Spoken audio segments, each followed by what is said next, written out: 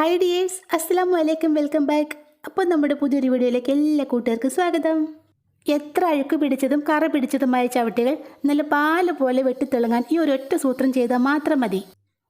അലക്കേണ്ട, കുനിഞ്ഞ് നടു ഒടിക്കേണ്ട, അതുപോലെ തന്നെ വാഷിംഗ് മെഷീനിലിട്ട് മെഷീൻ കേടാക്കുകയും വേണ്ട. ഈ ഒരൊറ്റ സൂത്രം ചെയ്താൽ മതി, എത്ര കറ പിടിച്ച ചവിട്ടികളും പാല് പോലെ വെട്ടിത്തിളങ്ങും. വീട്ടമ്മമാർക്ക് ഒത്തിരി യൂസ്ഫുൾ ആകുന്ന കുറച്ച് കുഞ്ഞു കുഞ്ഞു ടിപ്സും കൂടി ഞാൻ ഈ വീഡിയോയിൽ ഉൾപ്പെടുത്തിയിട്ടുണ്ട്. അതുകൊണ്ട് വീഡിയോ സ്കിപ്പ് ചെയ്യാതെ എല്ലാവരും മുഴുവനായിട്ട് കാണണേ. സാരിയും ഷോളും ഒക്കെ പിൻ ചെയ്യുമ്പോൾ നമുക്ക് എല്ലാവർക്കും പറ്റുന്ന ഒരു കാര്യമാണിത്. സേഫ്റ്റി പിന്നിൻ്റെ ആ മടക്കിനുള്ളിലേക്ക് നമ്മുടെ വസ്ത്രത്തിൻ്റെ നൂല് കയറിപ്പോകും. പിന്നെ അതെടുക്കാൻ കുറച്ച് പാടായിരിക്കും. മിക്കവാറും നമ്മുടെ വസ്ത്രം കീറുകയും ചെയ്യും അത് വലിച്ചെടുക്കുമ്പോൾ. സാരിയും ബ്ലൗസും ചേർത്ത് പിൻ ചെയ്യുമ്പോഴും അതുപോലെ ഷോളും ടോപ്പും ഒക്കെ ചേർത്ത് പിൻ ചെയ്യുമ്പോഴും നല്ല വലിവ് വരും. ഈ സമയത്താണ് പിന്നിൻ്റെ ആ മടക്കിനുള്ളിലേക്ക് നമ്മുടെ വസ്ത്രത്തിൻ്റെ നൂല് കയറി പോകുന്നത്. ഇത് ഒഴിവാക്കാൻ പറ്റിയ 3 ടിപ്സാണ് കേട്ടോ ഞാൻ ഈ വീഡിയോയിൽ കാണിക്കുന്നത്. സേഫ്റ്റി പിന്നിലേക്ക് ഇതുപോലെ ഒരു കുഞ്ഞു മുത്തിട്ട് കൊടുത്തതിന് ശേഷം അതുകൊണ്ട് നമ്മുടെ സാരിയോ ഷോളോ ഒക്കെ പിൻ ചെയ്യാം. ഇങ്ങനെ ചെയ്യുമ്പോൾ എത്ര വലിച്ചിലുണ്ടായാലും നമ്മുടെ വസ്ത്രത്തിൻ്റെ നൂല് പിന്നിൻ്റെ മടക്കിൻ്റെ അടുത്തേക്ക് പോലും വരില്ല. അങ്ങനെ നമ്മുടെ വസ്ത്രം നല്ല സെക്യൂർ ആയിട്ട് തന്നെ ഇരുന്നോളും. ഇനിയിപ്പോൾ മുത്തൊക്കെ കിട്ടാൻ വഴിയില്ലാത്തവരാണെങ്കിൽ ഒരല്പം നെയിൽ പോളിഷ് കൊണ്ട് നമുക്ക് ഇങ്ങനൊരു സൂത്രം ചെയ്തു വെച്ചാൽ മതി. സേഫ്റ്റി പിന്നിൻ്റെ ആ മടക്ക് ഭാഗത്തേക്ക് ഒരല്പം നെയിൽ പോളിഷ് ഇതുപോലെ ഒന്ന് തേച്ച് കൊടുക്കാം. ഇനി ഇത് ഉണങ്ങിയ ശേഷം നമുക്ക് സാരിയോ അതുപോലെ തന്നെ ഷോളോ ഒക്കെ പിൻ ചെയ്യാം. നെയിൽ പോളിഷ് ഇങ്ങനെ തേച്ച് കൊടുത്തത് കൊണ്ട് നൂല് ഒരു കാരണവശാലും ആ മടക്കിനുള്ളിലേക്ക് കയറി പോവില്ല. ഇനിയിപ്പോൾ മുത്തും നെയിൽ പോളിഷും ഒന്നും എടുക്കാൻ സമയമില്ലാത്തവരാണെങ്കിൽ ഒരു കുഞ്ഞു കഷ്ണം പേപ്പർ ഇതുപോലെ ഒന്ന് മടക്കി എടുത്തിട്ട് പിൻ കുത്തി കൊടുത്താൽ മതി. പേപ്പർ കൊണ്ട് ഇങ്ങനെ ചെയ്താലും സാരിയുടെയും ഷോളിൻ്റെയും ഒക്കെ നൂല് പിന്നിൻ്റെ മടക്കിനുള്ളിലേക്ക് കയറി പോവില്ല. ഈ 3 ടിപ്സിൽ ഏതെങ്കിലും ഒന്ന് നിങ്ങൾക്ക് യൂസ്ഫുള്ളായി തോന്നുവാണെങ്കിൽ ഉറപ്പായിട്ടും ഒന്ന് ട്രൈ ചെയ്ത് നോക്കണേ. ഗ്യാസിന് വില കൂടിയിരിക്കുന്ന ഈ സമയത്ത് ഇതുപോലുള്ള കുറച്ച് കുഞ്ഞു കാര്യങ്ങളൊക്കെ ശ്രദ്ധിച്ചാൽ കുറേയേറെ ഗ്യാസ് നമുക്ക് സേവ് ചെയ്യാൻ സാധിക്കും. മുട്ടക്കറി ഉണ്ടാക്കാനായിട്ട് നമുക്കിപ്പോൾ 2-3 മുട്ട പുഴുങ്ങിയെടുക്കണമെങ്കിൽ നമ്മൾ എന്താ ചെയ്യാറ്? ഒരു പാത്രത്തിൽ വെള്ളം സ്റ്റവിലേക്ക് വെച്ച് അതിലേക്ക് മുട്ടയിട്ട് വേവിച്ചെടുക്കും. അപ്പോൾ എന്തോരം ഗ്യാസ് ആയിരിക്കും ചിലവാകുന്നത്.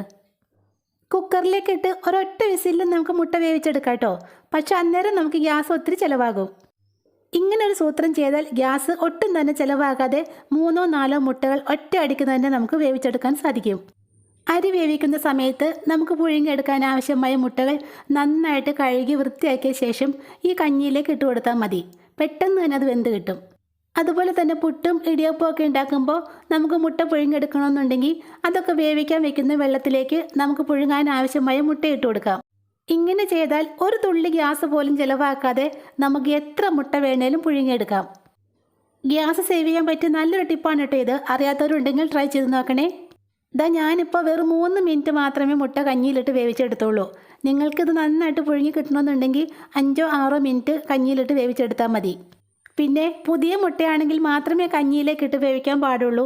പഴകിയ മുട്ടയാണെങ്കിൽ കഞ്ഞിക്കുള്ളിൽ കിടന്ന് മുട്ട പൊട്ടാനുള്ള ചാൻസ് ഉണ്ട് കേട്ടോ. അതും കൂടി ശ്രദ്ധിക്കണേ.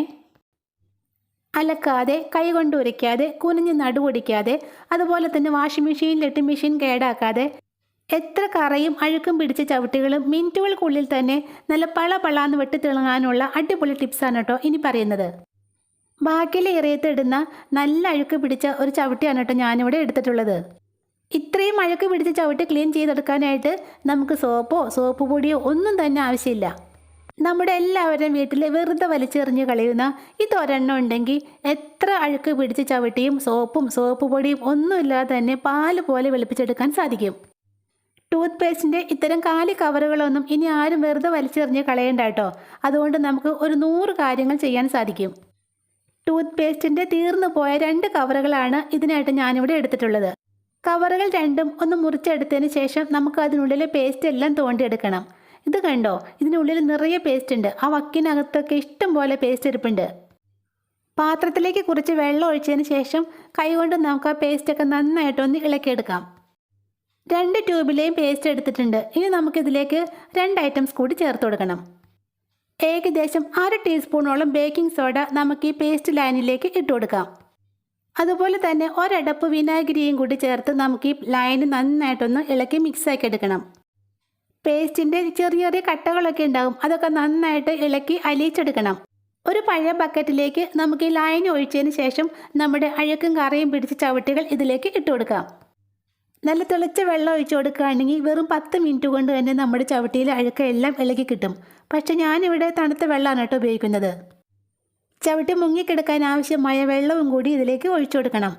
ഈ അളവിന് തയ്യാറാക്കിയെടുത്ത മിക്സ് കൊണ്ട് നമുക്ക് 2 ചവിട്ടുകൾ ക്ലീൻ ചെയ്തെടുക്കാം. നിങ്ങൾക്ക് കൂടുതൽ ചവിട്ടുകൾ ക്ലീൻ ചെയ്യാനുണ്ടെങ്കിൽ ബേക്കിംഗ് സോഡയുടെയും വിനാഗിരിയുടെയും അതുപോലെ പേസ്റ്റിൻ്റെയും അളവൊന്ന് കൂട്ടിയെടുത്താൽ മതി. ചവിട്ടികൾ വെള്ളത്തിലേക്ക് ഇട്ടതിന് ശേഷം നീളമുള്ള കമ്പോ പൈപ്പോ ഉപയോഗിച്ച് ഏകദേശം 10 മിനിറ്റോളം നമുക്കതൊന്ന് ഇളക്കി കൊടുക്കാം. നമ്മളിതിലേക്ക് സോപ്പ് പൊടിയോ ഒന്നും തന്നെ യൂസ് ചെയ്യുന്നില്ല. അതുകൊണ്ട് കൈകൊണ്ട് കഴുകിയാലും അലർജിയോ കാര്യങ്ങളോ ഒന്നും തന്നെ ഉണ്ടാവില്ല. അതുമാത്രമല്ല, നടുവേദനയൊക്കെ ഉള്ളവരാണെങ്കിൽ നീളമുള്ള കമ്പോ വടിയോ ഉപയോഗിച്ച് ഇങ്ങനെ ചെയ്യുന്നതാണ് ഏറ്റവും നല്ലത്. ഏകദേശം 10 മിനിറ്റോളം നന്നായിട്ടൊന്ന് ഇളക്കി കൊടുത്തതിന് ശേഷം നമുക്കിത് അരമണിക്കൂർ നേരത്തേക്കൊന്ന് മാറ്റി വയ്ക്കാം. അരമണിക്കൂർ നേരം ഇങ്ങനെ വെക്കുമ്പോഴേക്കും നമ്മുടെ ചവിട്ടിയിൽ അഴുക്കും കറകളും എല്ലാം ഇളകി വന്നിട്ടുണ്ടാവും. ചവിട്ടി മുക്കി വെച്ച വെള്ളത്തിൻ്റെ കളർ കണ്ടോ? വെറും അരമണിക്കൂർ കൊണ്ട് തന്നെ ചവിട്ടിയിൽ അഴുക്കും കറകളും ചെളികളും എല്ലാം നിശേഷം മാറിക്കിട്ടി. ഇനി ഇത് നല്ല വെള്ളത്തിൽ 1-2 പ്രാവശ്യം കൂടി കഴുകിയെടുത്താൽ മതി. കഴുകി ഉണക്കി എടുത്തപ്പോൾ നമ്മുടെ ചവിട്ടിയുടെ കളർ കണ്ടോ? അഴുക്കും കറകളൊക്കെ നിശേഷം മാറി നല്ല പളപളാന്ന് വെട്ടി തിളങ്ങുന്നത് കണ്ടോ? സോപ്പ് പൊടിയോ ഒന്നും തന്നെ ഇല്ലാതെ, കല്ലിലിട്ട് ഉരയ്ക്കാതെ, അലക്കാതെ, വാഷിംഗ് മെഷീനിലിടാതെ എത്ര കറയും അഴുക്കും പിടിച്ച ചവിട്ടിയും നല്ല പാല് പോലെ വെട്ടിത്തിളങ്ങാനുള്ള ഈ ടിപ്പ് നിങ്ങൾക്ക് യൂസ്ഫുള്ളായി എന്ന് കരുതുന്നു. അപ്പോൾ ഇന്നത്തെ വീഡിയോ ഇത്രയേ ഉള്ളൂ. വീഡിയോ നിങ്ങൾക്ക് ഇഷ്ടപ്പെട്ടാൽ ലൈക്ക് ചെയ്യുക, സബ്സ്ക്രൈബ് ചെയ്യുക. ഇൻഷാ അല്ലാഹ് നെക്സ്റ്റ് വീഡിയോയുമായി വരുന്നവരെ താങ്ക്സ് ഫോർ വാച്ചിങ് വ്യൂവേഴ്സ്.